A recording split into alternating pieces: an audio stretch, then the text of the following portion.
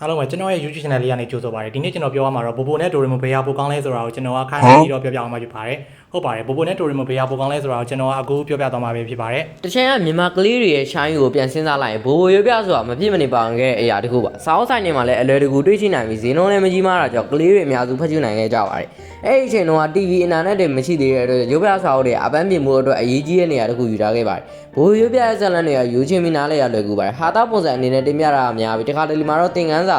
တချို့ကထည့်သွင်းထားတတ်ပါတယ်အထူးသဖြင့်ညီမယဉ်ကျေးမှုနဲ့ညီးစက်တဲ့အကြောင်းအရာတွေပါနေတာကြောင့်ကလေးတွေအတွက်အလွယ်တကူ relate လုပ်နိုင်ပါတယ်ဒီအချက်ကဘိုရွပြတခြားနိုင်ငံခြားရွပြတွေပိုပြီးညီးစက်စီခဲ့ရပါ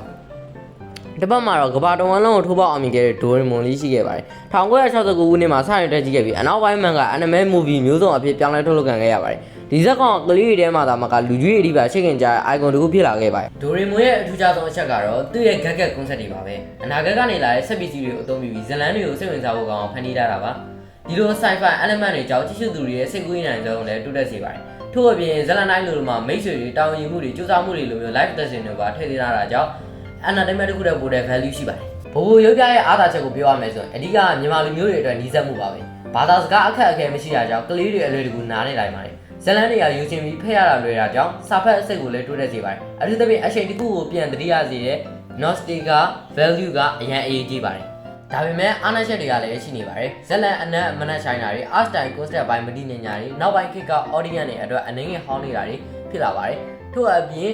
နောက်ပိုင်းမှာလည်းအခုခေတ်မှာရောနေသွားတာကြောင့်လူသစ်တွေထဲမှာမရောက်ရှိနိုင်တော့တာမျိုးတွေဖြစ်လာပါတယ်ဒိုရီမွန်ဘက်မှာတော့ storytelling ပိုင်းမှာအရန်အားကောင်းပါတယ်ဇလန်တွေကစိတ်ဝင်စားဖို့ကောင်းပြီး sometimes emotion နဲ့ဖြစ်စေတတ်ပါတယ် animation quality ကောင်းတာကြောင့်ကြည့်ရတာလည်းအဆင်ပြေပါတယ်ထို့အပြင်ကဘာတဝမ်းမှာလူကြိုက်များလို့ရှိတာကြောင့် caution impact လည်းအလွန်ကြီးမားပါတယ်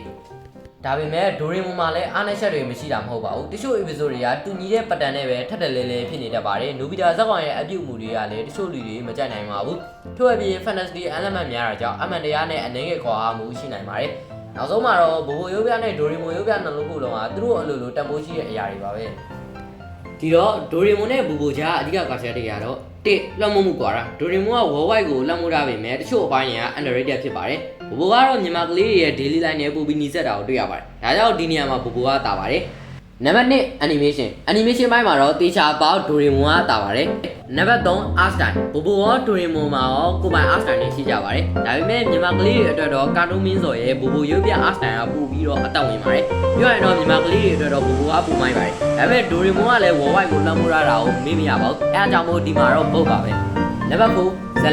ဇလန်ပိုင်းအားဆိုရင်တော့ဒိုရီမွန်ရဲ့ story တွေကပို့ပြီးတော့ serious ဖြစ်ပါတယ်ဒီဖြစ်တာကိုလည်းတွေ့ရပါလိမ့်မယ်ဘိုဘိုကတော့ funny series ဘက်ကိုပို့ပြီးတော့လိုက်ပါတယ်ဘိုဘိုရုပ်ပြကမြန်မာလူမျိုးတွေအတွက် shine with memory ရဲ့ရည်ကြီးမှုကိုကိုစားပြုနေတဲ့ရုပ်ပြတစ်ခုဖြစ်ပြီးတော့ဒိုရီမွန်ကတော့ကမ္ဘာတော်မှာ creativity နဲ့ storytelling ကိုတင်ပြထားတာပါတယ်ဒါကြောင့်ဘယ်ဟာပိုကောင်းလဲဆိုတာထက်မင်းအတွက်ဘယ်ဟာကိုပိုရှိလဲဆိုတာကိုပဲအရေးကြီးဆုံးဖြစ်ပါတယ်ဒီတော့အားလုံးသိချင်နေကြတဲ့ဒိုရီမွန်နဲ့ဘိုဘိုဘယ်ဟာပိုကောင်းလဲဆိုတဲ့မိကုံကိုယ်တိုင်ဆန်းစစ်နိုင်မယ်လို့ထင်ပါတယ်ဒီရဲ့ရွေးချယ်မှုကို comment မှာမျှဝေလိုက်ပါကြိုက်နေတတ်တယ်ဆိုရင်တော့ကျွန်တော်တို့ရဲ့ channel လေးကို subscribe လုပ်ထားပြီး video လေးကိုလည်း like ပေးခဲ့ကြပါအောင်ဗျ